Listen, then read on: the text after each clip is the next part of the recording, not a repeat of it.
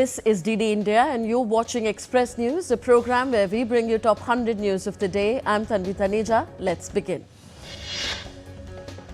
The newly appointed Chief Minister of India's capital, Delhi, Rekha Gupta, formally assumed charge of her office on Thursday. She was accompanied by her cabinet ministers. First-time MLA Rekha Gupta took oath as the Chief Minister of Delhi on Thursday after the Bharatiya Janata Party returned to power after 27 years. She is the fourth woman Chief Minister of the national capital. Besides her, 6 newly elected MLAs also took oath as members of the new Council of Ministers in New Delhi. The swearing-in ceremony was attended by Prime Minister Narendra Modi, Chief Ministers and Deputy Chief Ministers of 20 states and other senior BJP leaders and workers.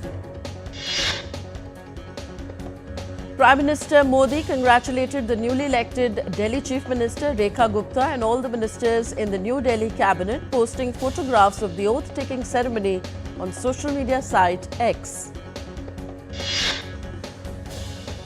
President of India Draupadi Murmu accepted credentials from the ambassadors and high commissioners of Panama, Guyana, Sudan, Denmark and Palestine at a ceremony held at Rashtrapati Bhavan in New Delhi on Thursday. The newly appointed Chief Election Commissioner of India, Gyanesh Kumar, called on President Draupadi Murmu at Rashtrapati Bhavan in New Delhi on Thursday. Chief Election Commissioner Gyanesh Kumar also called on India's Vice President Jagdeep Dhankar at the Vice President's enclave. Bhutan's Prime Minister Tshering Tobgay received a warm welcome upon his arrival to India on Thursday. The Prime Minister will participate in the Seoul Leadership Conclave 2025 on Friday as a keynote speaker.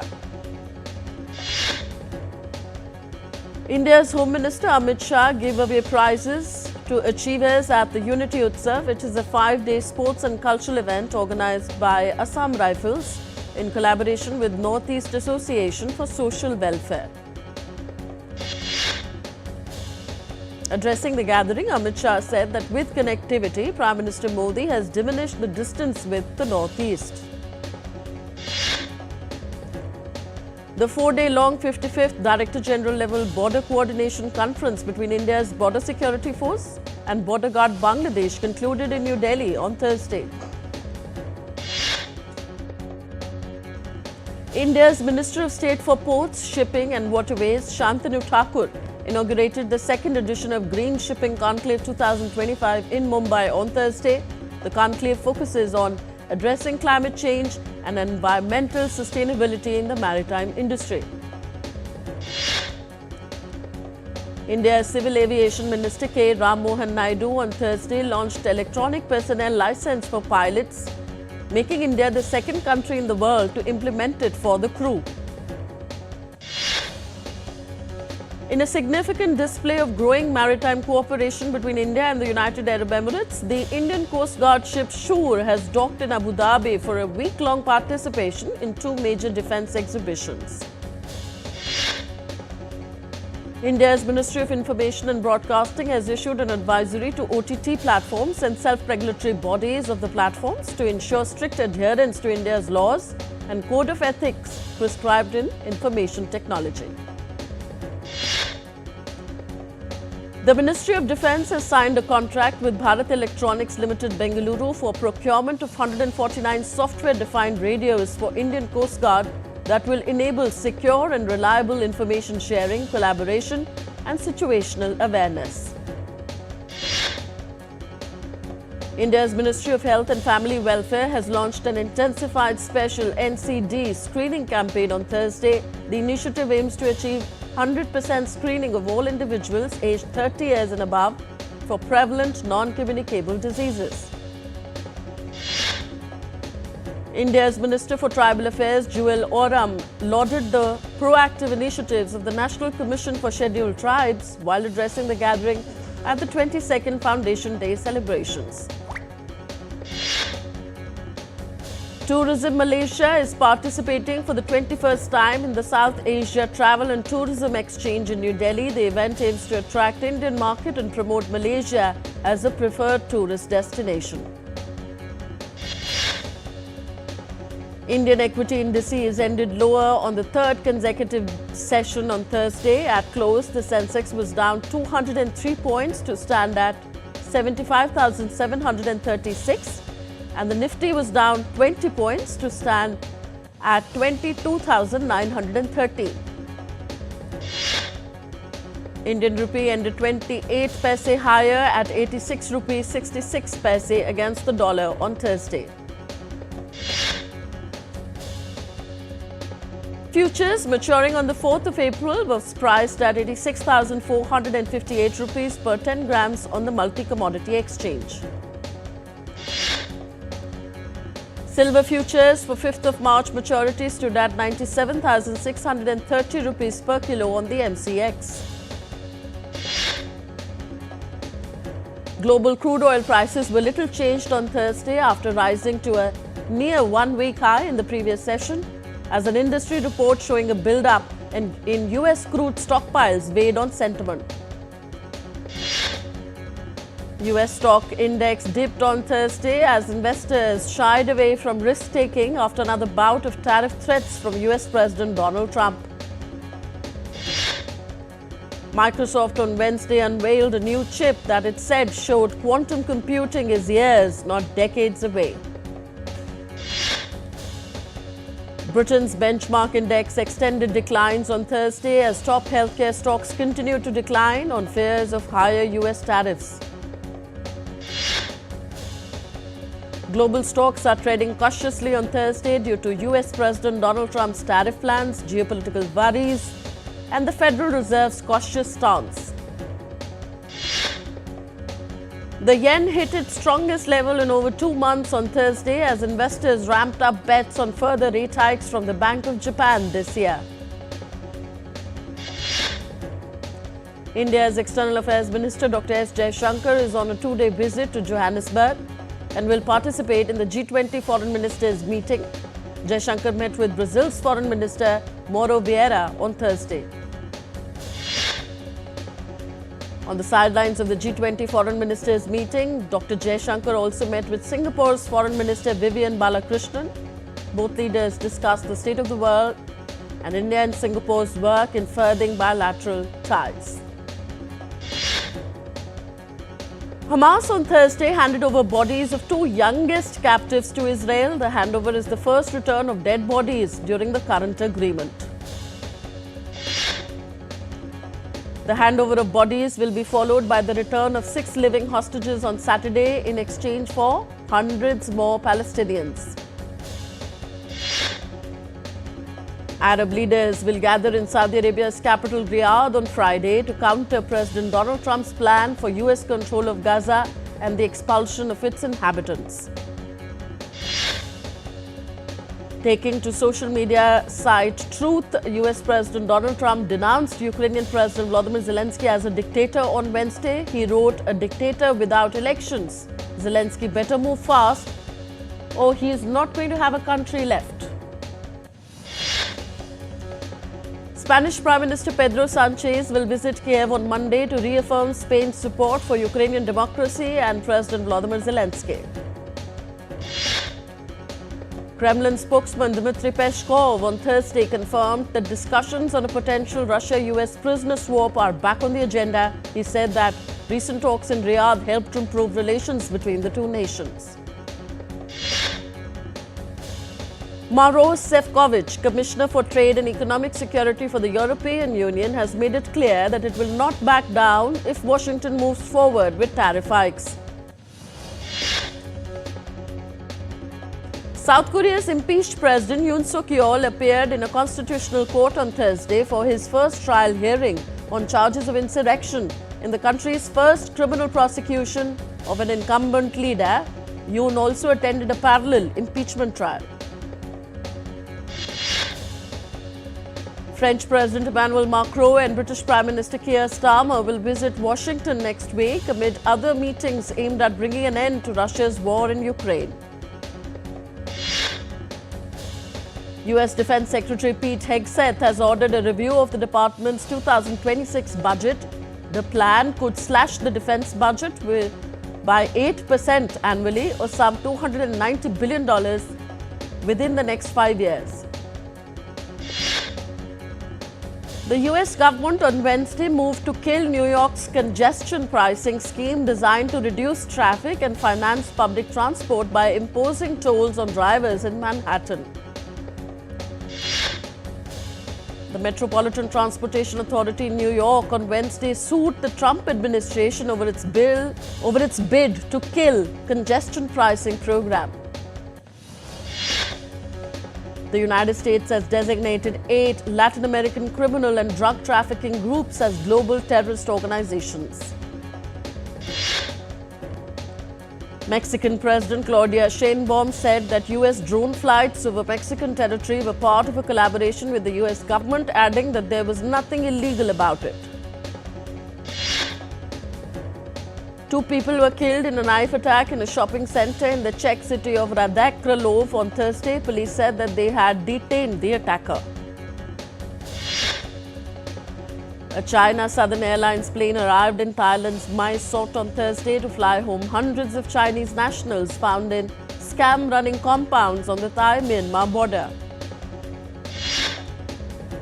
The 2-day Innovation Island Summit kicked off in the Sri Lankan capital Colombo on Thursday. India's G20 Sherpa Amitabh Kant shared his views on technology, tourism and innovation. Pope Francis is currently undergoing treatment at a hospital in Rome. The Vatican reported on Thursday that Pope's condition is stable. We are heading for a short break here on DD India. We'll be back with Express News in just a bit. Stay tuned.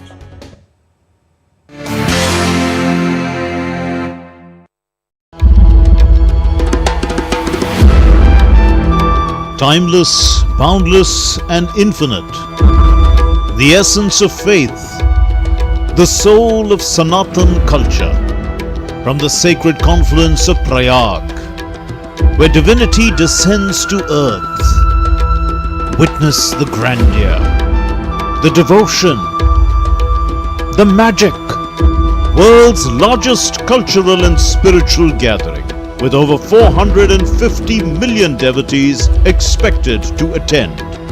Mahakumbh, India's greatest festival of faith. Exclusively on DD India.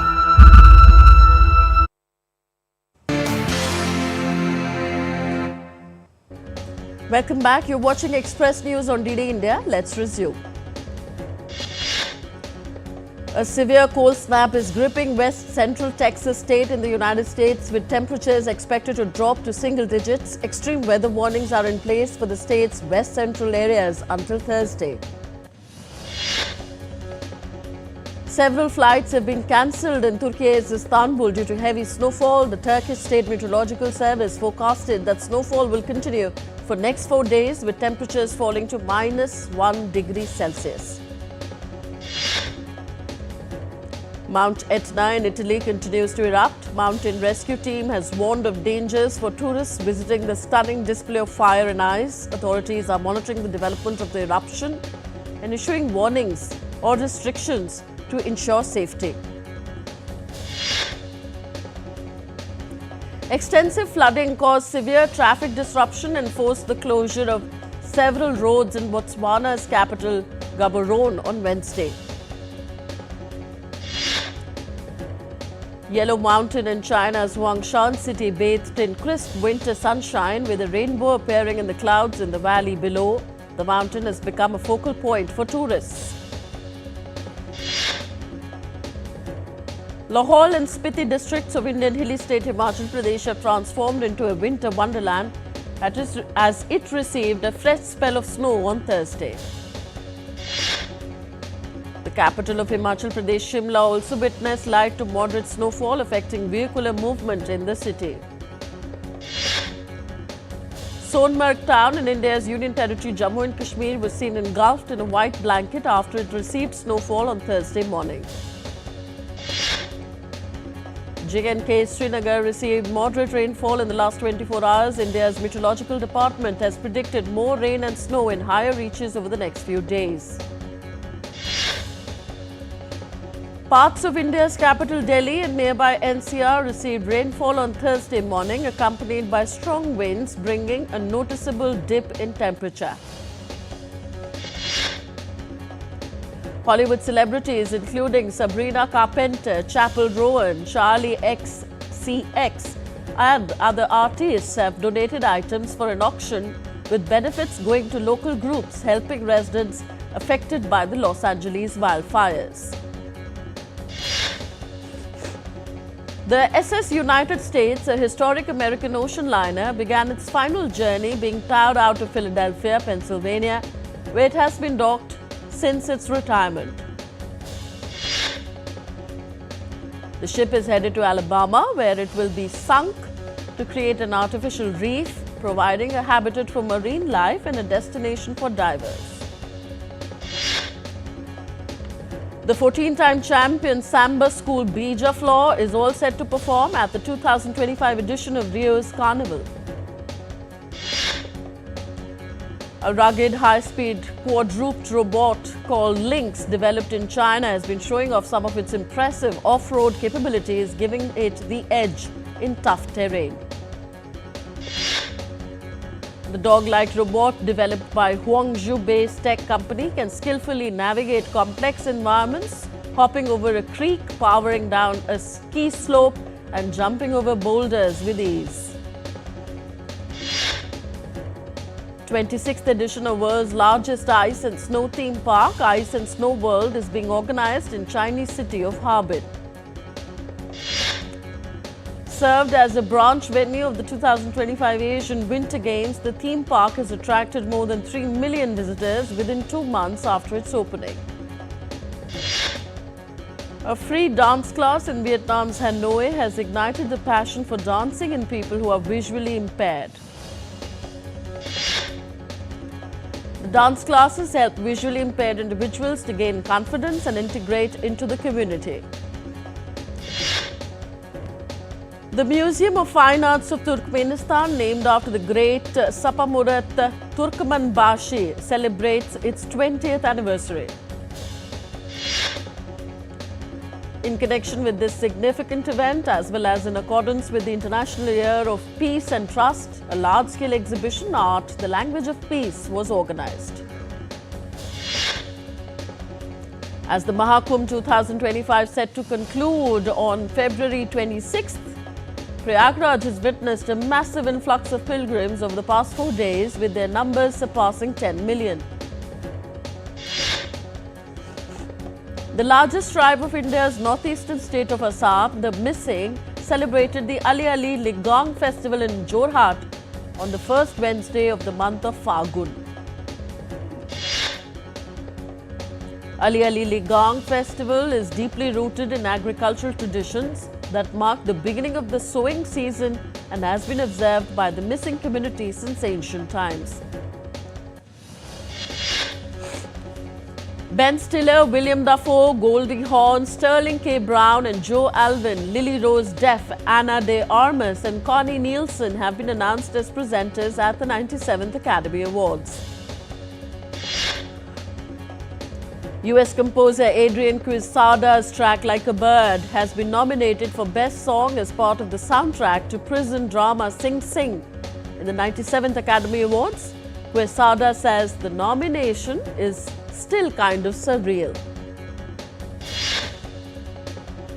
Colombian singer Shakira arrived to her hometown of Barranquilla early on Tuesday during her Latin American tour, La Mures Llanura.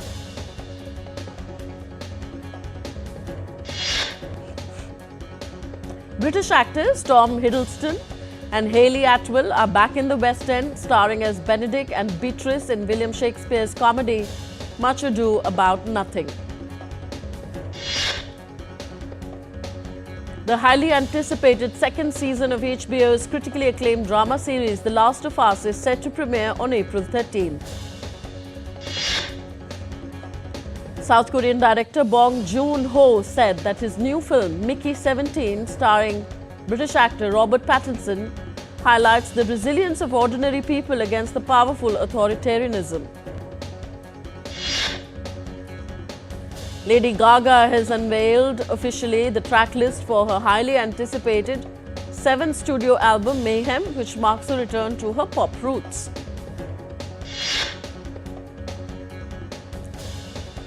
Malian director Suleiman Sisse, one of the fathers of African cinema, died on Wednesday in a Bamako clinic aged 84.